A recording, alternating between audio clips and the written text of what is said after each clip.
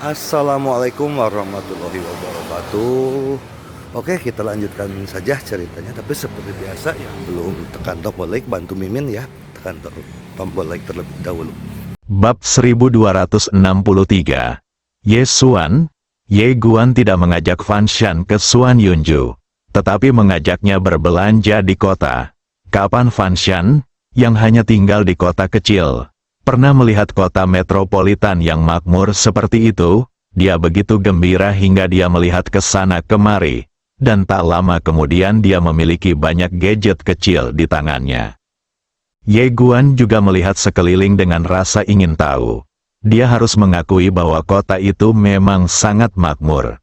Jalan-jalannya sangat lebar, dan ada banyak toko di kedua sisi dengan berbagai macam barang yang mempesona.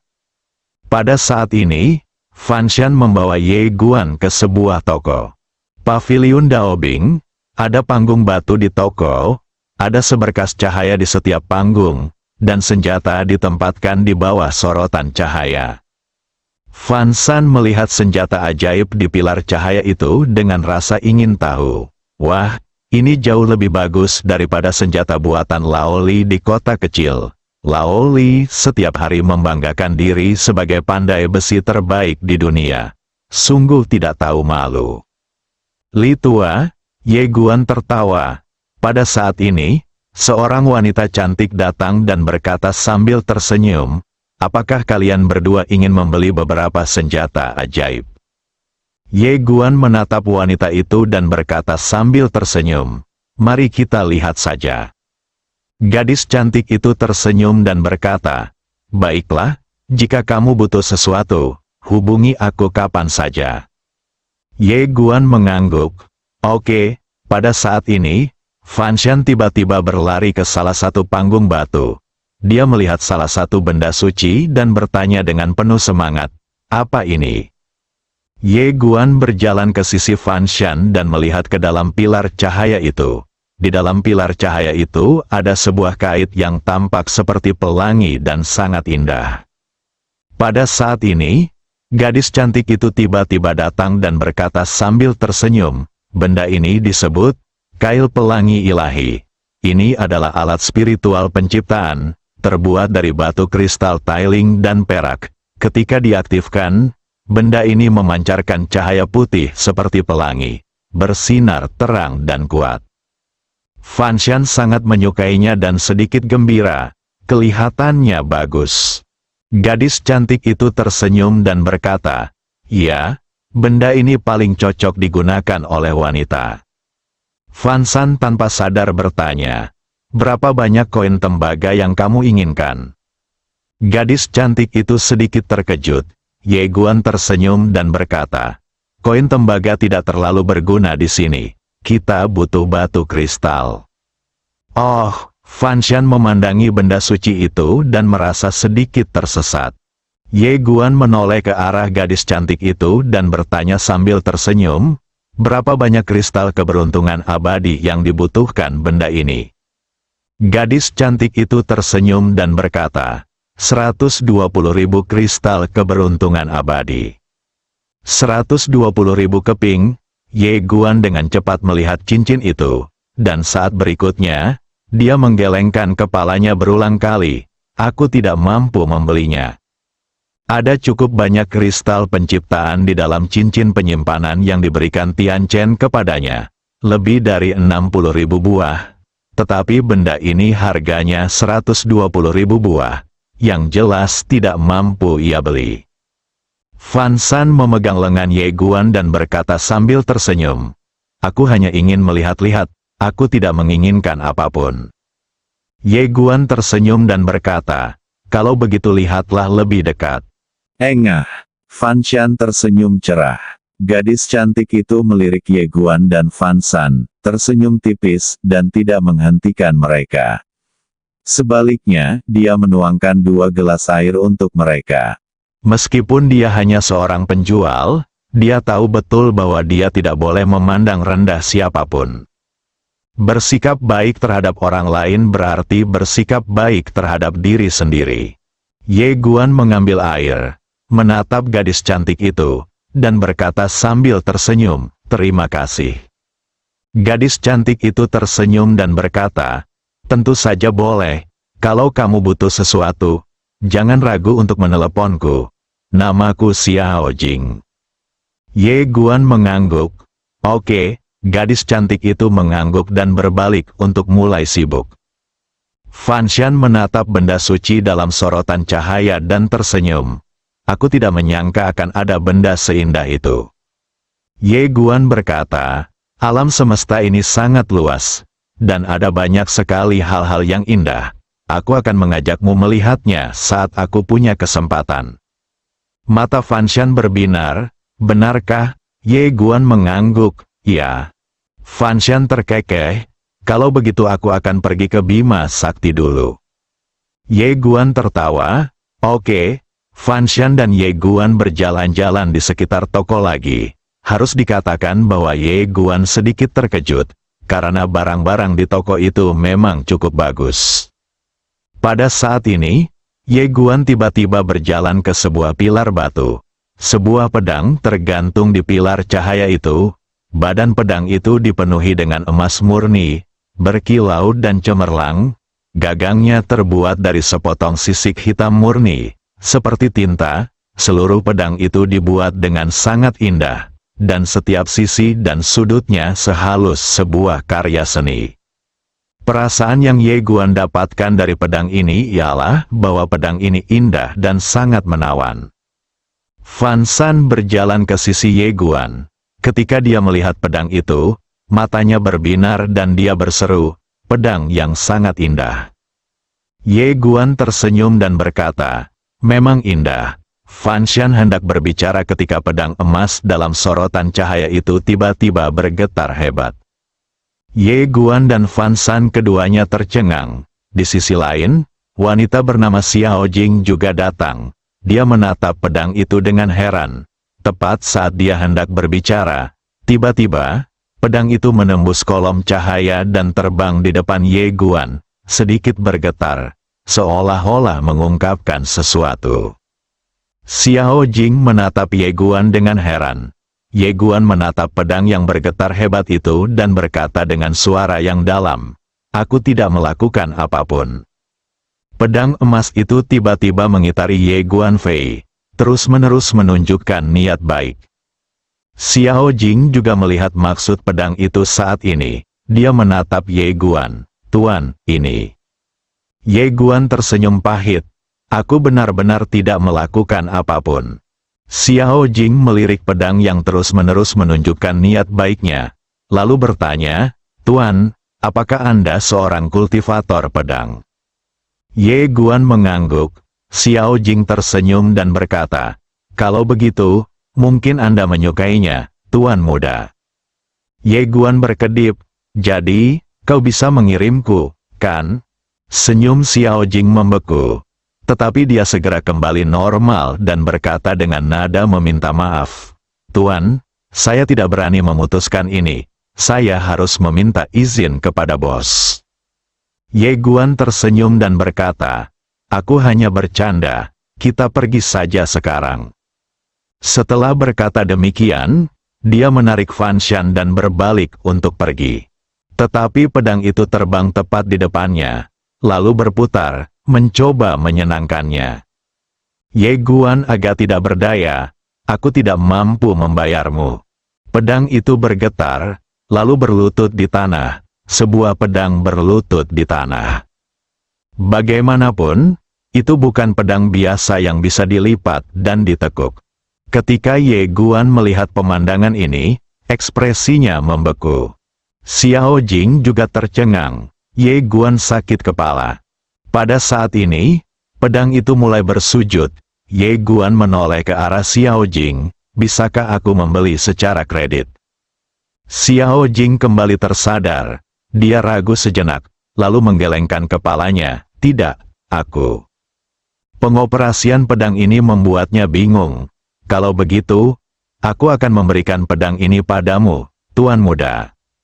Pada saat ini, sebuah suara tiba-tiba datang dari samping.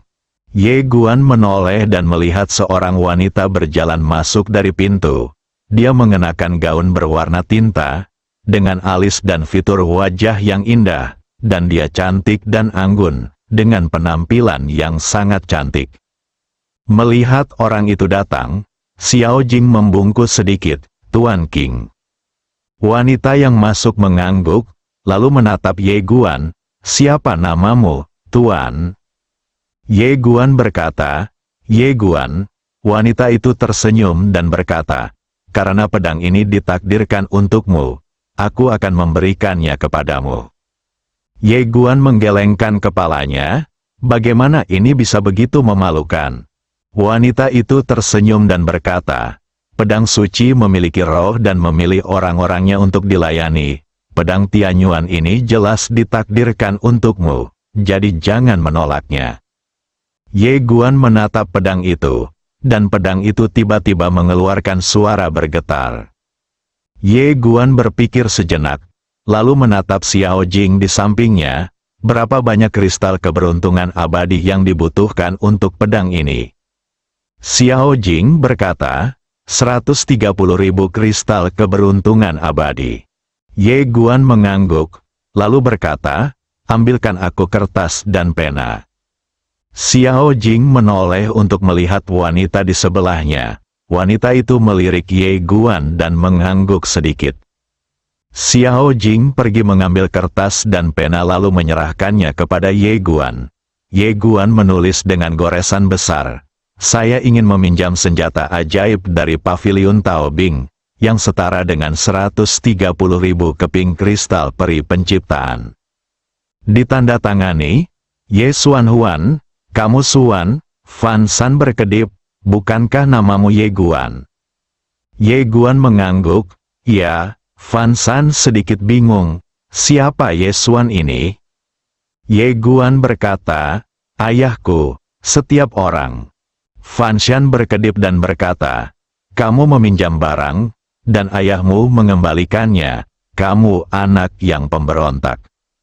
Ye Guan, penguasa Qing yang berdiri di samping juga sedikit terkejut. Ye Guan menatap Tuan Qing dan tersenyum, "Nona, apakah Anda mengenali perjanjian pinjaman ini?" Sambil berkata demikian, dia menyerahkan surat utang itu kepada Tuan Qing. Tuan Qing tersenyum dan berkata, "Saya mengakuinya." Sambil berkata demikian, dia menyimpan surat utang itu dan tersenyum. "Tuan, saya mengerti Anda tidak ingin berutang budi kepada saya. Namun, Tuan, bagaimana saya dapat meminta uang itu kepada ayah Anda di kemudian hari?" Ye Guan tersenyum dan berkata, "Aku tidak tahu." Tuan Qing tercengang. Ye Guan menambahkan, "Ngomong-ngomong, saat ayahku menipuku, aku bahkan belum lahir." Setiap orang, penguasa Qing tersenyum dan berkata, "Tuan, Anda sungguh menarik." Ye Guan tersenyum, lalu menggenggam pedang di belakangnya. Berdengung, suara pedang tiba-tiba bergema di seluruh aula. Pedang Tianyuan bergetar terus-menerus karena kegembiraan. Melihat pemandangan ini, sekilas ekspresi terkejut terpancar di mata penguasa Qing. Ye Guan tersenyum, lalu menatap Fan San di sampingnya, "Ayo pergi." Fan Shan mengangguk. "Oke." Ye Guan menatap Tuan Qing dan berkata sambil tersenyum, "Nona, sampai jumpa nanti." Guru Qing tersenyum dan berkata, "Baiklah." Melihat Ye Guan dan Fan San pergi, Lord Qing berkata dengan lembut, "Mampu membuat pedang yang begitu bersemangat hingga berlutut untuk memintanya. Sepertinya tuan muda ini adalah pendekar pedang yang tak tertandingi." Xiao Jing mengangguk. Pemuda ini sangat tidak biasa. Ketika dia mengamati benda-benda suci di toko tadi, dia hanya mengangguk tanpa rasa terkejut. Bahkan ketika dia melihat artefak penciptaan, dia hanya meliriknya. Jelas, dia mungkin memiliki banyak artefak penciptaan, atau benda-benda suci dengan tingkat yang lebih tinggi daripada artefak penciptaan. Master Qing menoleh untuk melihat punggung Ye Guan dan Fan San yang pergi di kejauhan, dan berkata sambil tersenyum, "Menarik." Di luar, di jalan, Fan San tiba-tiba menjadi penasaran dan bertanya, Ye Guan, mengapa mereka memberimu pedang? Ye Guan tersenyum dan berkata, coba tebak. Fan Shan berkata sambil tersenyum, aku rasa gadis itu melihat kecantikanmu dan jatuh cinta padamu. Ye Guan tertawa, kamu sudah menebaknya. Fan San memutar matanya ke arah Ye Guan dan berkata, kamu bahkan lebih tidak tahu malu daripada Zhou Xiaoman. Ye Guan, Fan Shan bertanya lagi, kamu meminjam uang dan meminta ayahmu untuk mengembalikannya. Apakah ayahmu akan mengembalikannya? Ye Guan berkata, seharusnya itu bisa. Fan Shan bertanya, apakah ayahmu sangat kuat? Ye Guan mengangguk. Fan Shan bertanya dengan bingung, lalu mengapa dia tidak membantumu saat kamu dipukuli dengan sangat parah? Ye Guan terdiam beberapa saat, lalu berkata, mungkin karena dia pernah dipukuli dengan sangat parah sebelumnya. Jadi dia ingin putranya juga merasakan perasaan itu. Bab 1264. Semuanya menyedihkan. Fan Shan berkedip. Apakah ayahmu pernah dipukuli dengan parah sebelumnya? Ye Guan mengangguk. Ya. Fan Shan bertanya dengan rasa ingin tahu, mengapa ayahnya tidak membantunya. Ye Guan memikirkannya, lalu berkata, ayahnya juga pernah dipukuli dengan parah sebelumnya. Fan Shan, setengah jam kemudian, ketika keduanya telah menyelesaikan tur mereka, Ye Guan bertanya-tanya dan kemudian membawa Fan San ke Xuan Yunju. Dia tidak bermaksud menyerahkan Fan Shan kepada orang luar seperti yang diperintahkan oleh kakek Fan Shan, karena dia tidak merasa nyaman. Tentu saja, dia harus menunggu dan melihat terlebih dahulu. Xuan Yunju adalah villa pegunungan yang terletak di lokasi yang agak terpencil dan sepi. Seluruh villa dibangun di atas gunung. Ada sungai di depannya. Air sungainya jernih dan mengalir di sepanjang villa hingga ke ujung. Ye Guan membawa Fan San ke gerbang dan hendak mengetuk pintu ketika Fan San tiba-tiba menarik tangannya, dan Ye Guan berbalik untuk menatapnya. Fan Shan menatapnya dengan tatapan tegas. Aku akan mengikutimu, oke? Ye Guan mengangguk. Oke, Fan Shan berkata dengan serius, aku serius. Ye Guan tersenyum dan berkata, aku juga serius. Tapi kakekmu sudah memberitahu kami, jadi kami tetap harus datang dan menemuimu. Tentu saja, jika kamu tidak ingin menemui kami akan pergi sekarang dan menemuimu. Fan Shan memikirkannya, lalu berkata, kalau begitu, mari kita bertemu. Ye Guan mengangguk. Oke, sambil berkata demikian, dia mengetuk pintu. Tak lama kemudian, pintu terbuka dan seorang wanita muncul di hadapan Ye Guan dan Fan San. Meskipun wanita itu tidak terlalu cantik, dia sangat cantik dan menarik. Wanita itu menatap mereka berdua dengan bingung. Ye Guan berkata, tolong beritahu nona muda bahwa senior Kusu meminta kami untuk datang. Wanita itu melirik Ye Guan dan berkata, tunggu sebentar. Setelah mengatakan itu, dia menutup pintu. Fan San tiba-tiba berkata, Ye Guan. Ye Guan menatap Fan San. Ada apa? Fan Shan ingin mengatakan sesuatu tetapi menghentikannya. Ye Guan tersenyum dan berkata, apa yang ingin kamu katakan? Fan San bertanya, apakah kakek benar-benar akan kembali? Ye Guan mengusap kepala Fan San dan berkata lembut, aku tidak yakin. Setelah terdiam cukup lama, Fan San tersenyum dan berkata, Ye Guan, kamu orang yang baik sekali. Ye Guan tersenyum dan bertanya, kenapa? Fan Shan berkata dengan serius, kamu tidak berbohong padaku. Ye Guan tersenyum dan hendak berbicara ketika pintu terbuka. Wanita itu memandang mereka berdua dan berkata, masuklah. Sambil berbicara, dia membuka pintu sepenuhnya. Ye Guan mengangguk, lalu menarik Fan Shan masuk. Setelah memasuki halaman, Ye Guan mengerutkan kening, karena halaman itu agak gelap dan sunyi seperti kematian.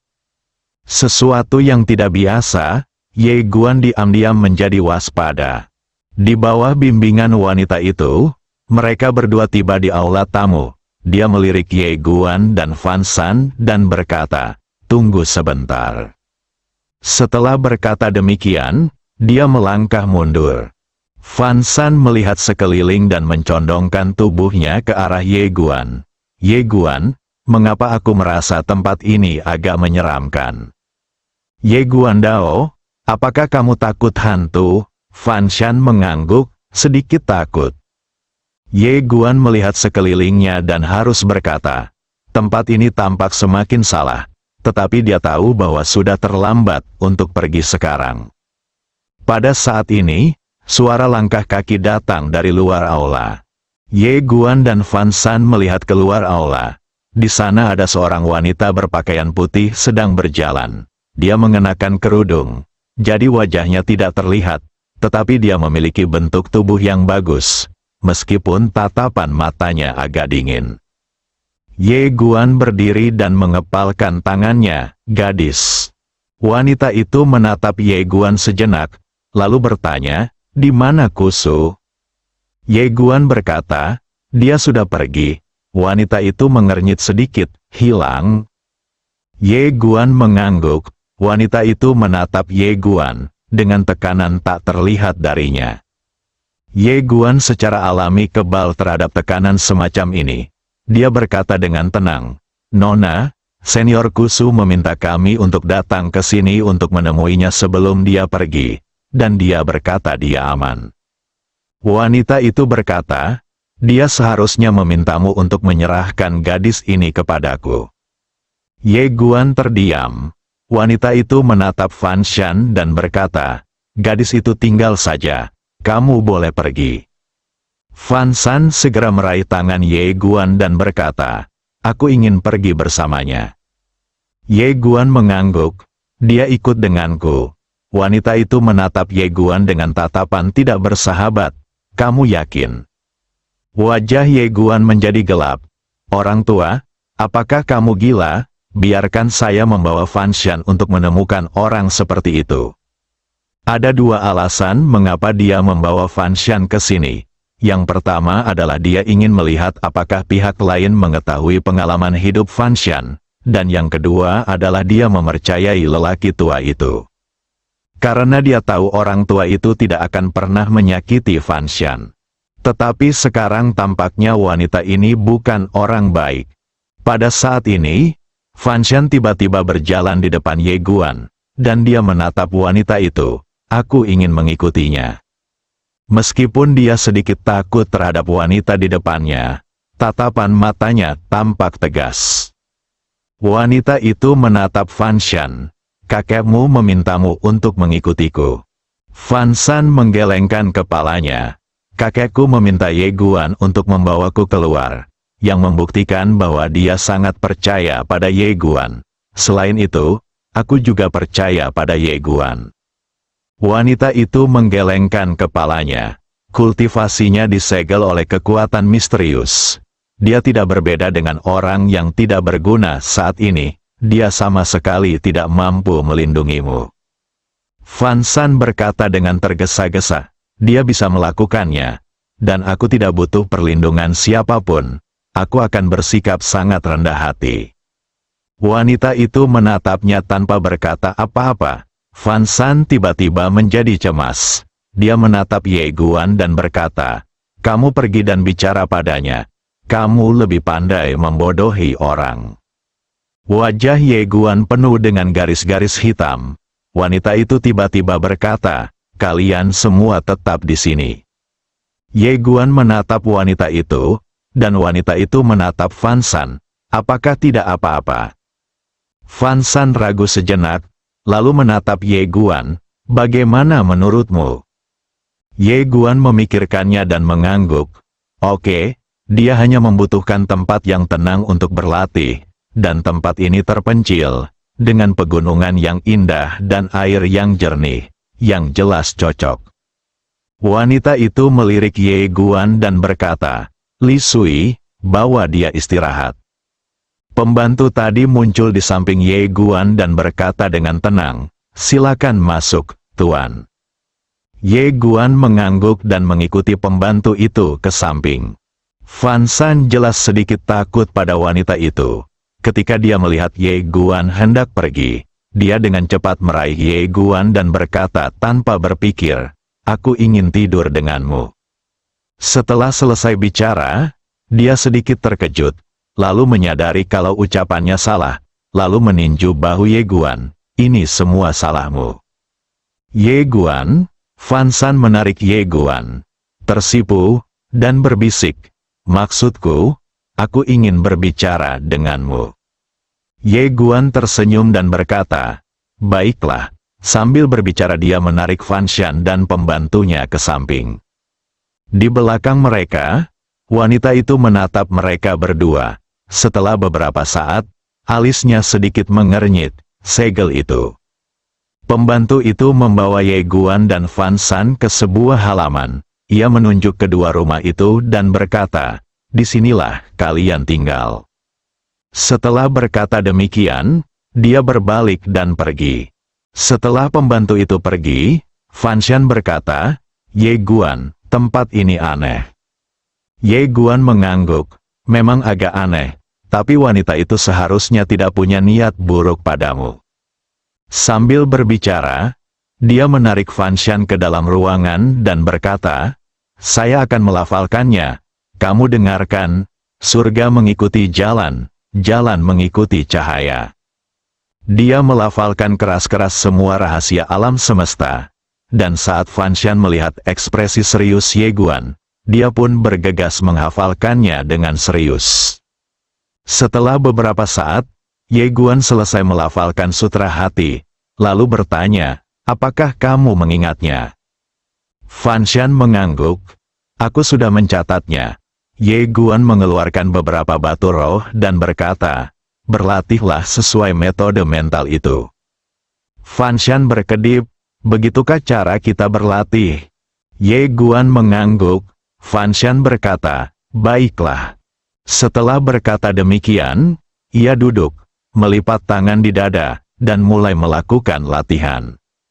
Saat metode misterius pandangan kosmik mulai dijalankan, kristal abadi ciptaan di depan Fan Shan tiba-tiba berubah menjadi aliran energi spiritual dan mengalir ke tubuhnya.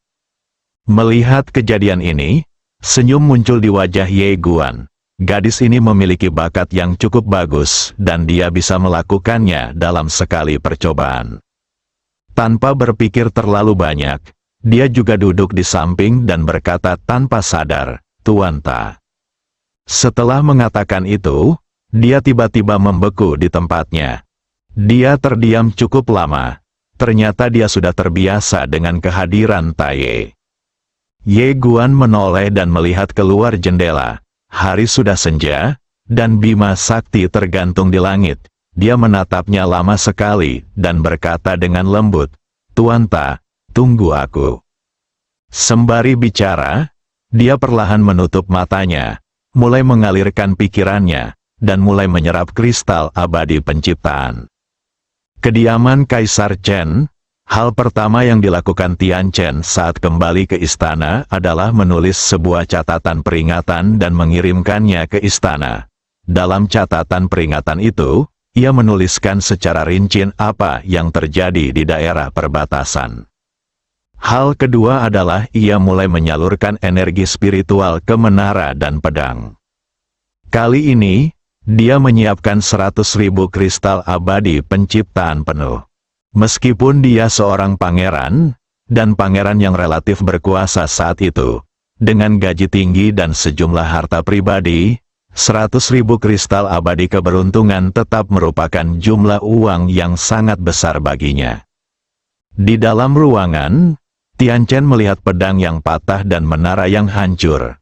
Lalu terkekeh, "Aku ingin melihat seberapa besar nafsu makanmu." Saat dia berkata demikian, dia langsung mengaktifkan kristal roh penciptaan tersebut. Tak lama kemudian, kristal roh penciptaan itu berubah menjadi aliran energi spiritual dan mengalir ke menara yang hancur dan pedang yang patah. Tian Chen menatap menara yang hancur dan pedang yang patah, merasa sedikit penuh harap. Sebuah artefak ciptaan ilahi, itu adalah artefak yang luar biasa. Tian Chen tertawa dan berkata, "Saudara Ye, jangan khawatir.